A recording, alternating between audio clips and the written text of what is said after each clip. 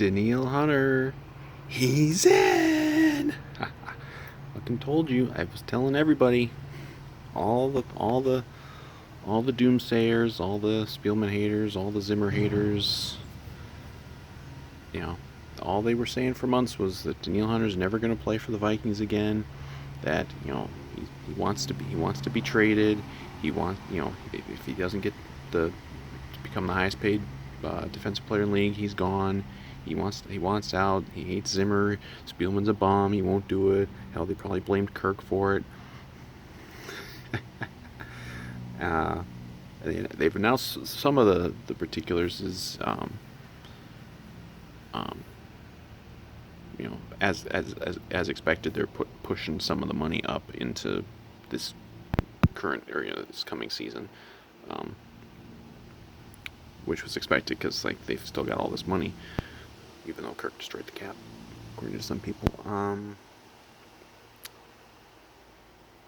But fuck, man, oh man, and and I think the other thing I saw is that now that there's going to be it's one of those things where like there's a there's a big roster bonus uh, at a point next off season, so they'll have to reassess. But that's great. Like they'll reassess things after this coming season. And if Daniel Hunter is a fucking beast again, guess what he's gonna do? He's gonna get paid big time by the Vikings, and they'll be able to do it because the cap will be shooting back up. Fuck, they are fucking masters at figuring this shit out with the cap, and all they do is get hate from the rubes. But you know, this was the kind of the last thing left, the kind of the last thing kind of hanging over them. Um, and now they got him. Now we got Hunter, and you know, Hunter doing this, um, is certainly betting on himself, to a degree, because like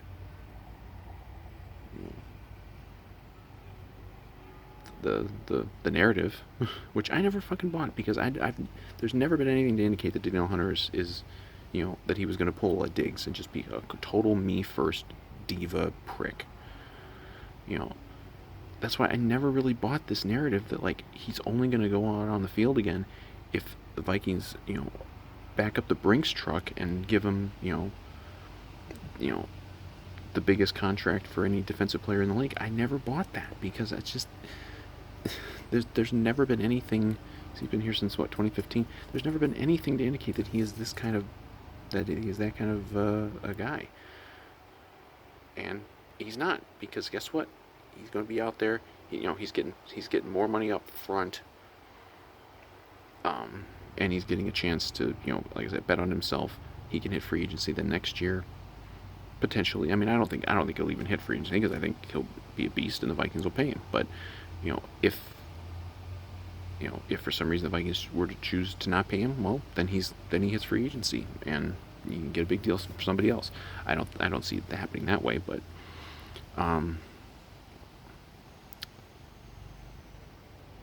but I mean, this is completely the opposite of, oh, he's gonna hold out or sit out the season, and he's not gonna play unless he gets this exorbitant contract coming off of a season where he missed the season with a neck injury, and he completely has not done that now. It's official. He has not done that. So all these fucking stories that were put out there by certain media people and certain radio stations that and then picked up by naive fans who don't fucking get it, that he was going to be, that he was going to, pull a Diggs and sit out and not play. Like, that's over now. You were all wrong. And I bet these people won't fucking admit they were wrong. It's like, yeah, like Stefon Diggs pulled the diva act and got his ass out of town. Most players don't do that. Most players are of a higher character than Stefon Diggs, and one of them is Danielle Hunter, who is officially back. I think the mandatory camp stuff starts tomorrow, and he's going to be here. Fingers crossed that he's that he's the same player or close to the same player. That's the one thing we don't know for sure, but you know, obviously, you know, he's like I said, he's betting on himself. He believes that he's going to be that level of player, and that if he still wants that huge payday and be the highest paid player, well, he's betting that he's going to play so good this year that he's going to get that next off season, and he might get it from the Vikings. And if he's a beast, he's going to be worth it because he's been one of the best defensive players in the league since he first got here. But we got him. Oh man, this is such a we need camp to get here quicker. I mean, like the real camp, like not the mini camp, because fuck, we don't have a lot else in sports in this town right now to be excited about. But man, Vikings this is going to be a fucking good season, man. you know, we got Hunter back. Now we'll see who pairs with him. Whether it is just a rotation, whether it's Weatherly, whether it's Wanham, whether it's one of these guys we drafted this year, whether it's one of the other guys, and beefed up the whole defense. I mean, the number of players, not just free agent signings, but now like injury returnees.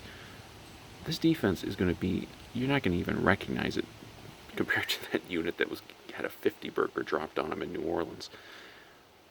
I mean, it's going to be absolute night and day, and improved offensive line like this could be this. I know that being an optimistic Vikings fan is just setting up for pain, but I'm going to do it. I think this is a Super Bowl level team. Like, they could do it. Especially if, you know who over in Green Bay doesn't show up. And if the, if the NFL is satisfied with, with their Brady love, maybe they'll let someone else have a taste. Like, I know it's fucking crazy to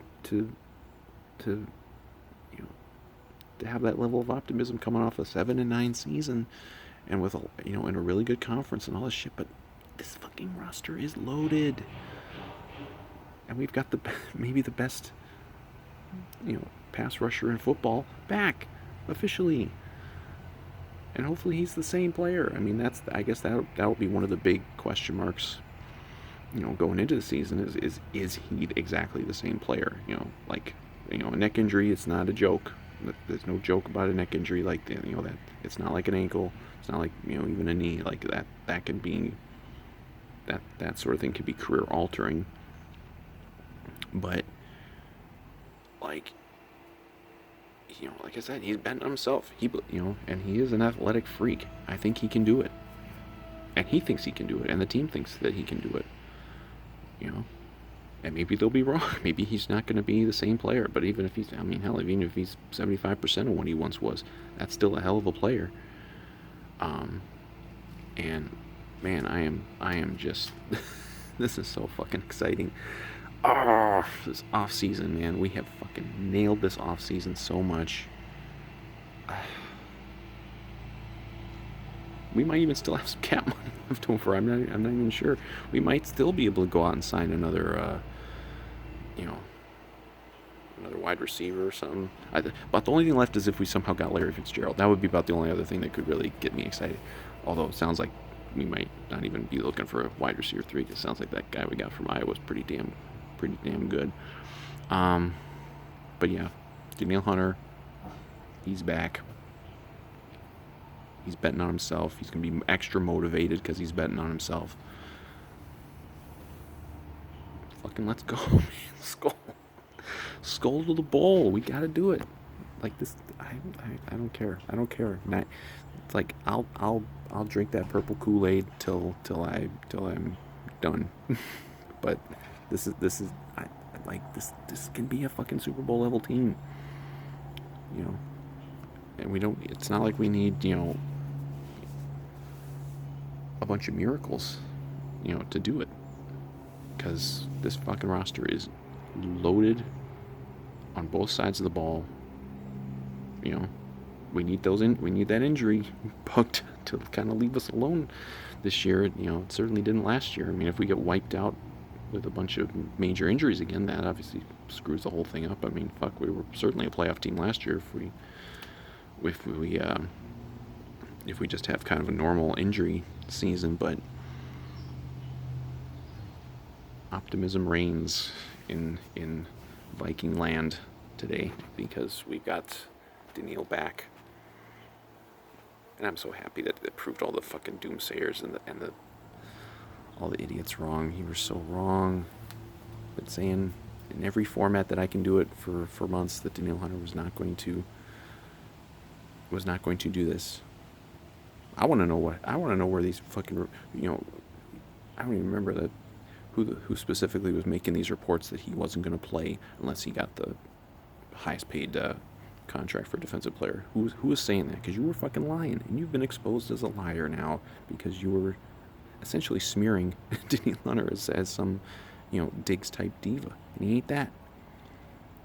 You know, he did what a lot of these guys have done. They like you get a little more with like contract restrictions. You get a little more money up front.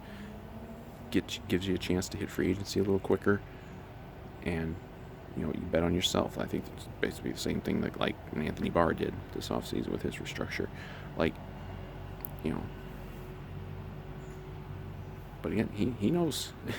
Like, Danielle Hunter helps lead this team to a fucking Super Bowl, and he's a beast. You think he's gonna get paid every dollar? Like, you pay him every dollar. You know, whatever stray cash you can find lying around, you give that shit to Danielle Hunter. And of course, they still have, they still haven't done a Harrison Smith extension. They still haven't done a Brian O'Neill extension. There's still a lot they can do. You know, I don't even know what they need to free up for cap space now. There's probably not much left unless they still go out and get a receiver or maybe another pass rusher or something. I mean, we don't need another cornerback, that's for sure. We signed a bunch, but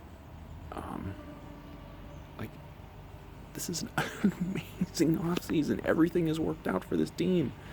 Like, check every box. They've done everything they needed to do, except for, I guess, those couple extensions that they could still do. Fuck, we are SKOL to the bowl, man. I'm purple Kool-Aid. I don't care. I'm excited, and every Vikings fan should be.